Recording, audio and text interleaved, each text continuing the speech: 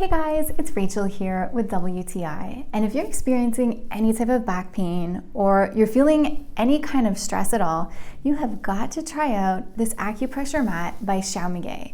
This thing is amazing. So don't let those spikes fool you, it doesn't actually hurt. The acupressure actually helps to reduce stress, to promote circulation. I find it really helpful for back pain, lower back pain, and neck pain. This one has 7,000 acupressure points on it.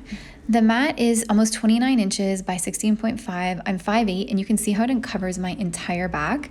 To start off, they recommend wearing a shirt until you get used to the acupressure points. Then once you get used to it, feel free to use bare skin. I like to use the neck pillow also to give my feet a little massage. And I find the mat really comfortable because there is a foam mat inside, which makes it easy to lie down on. And I try to use this for about 15 minutes each day, and I do notice a difference with reduction of pain.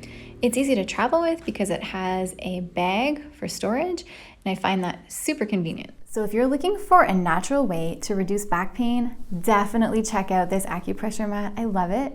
I am so impressed with it, and that's my point of view.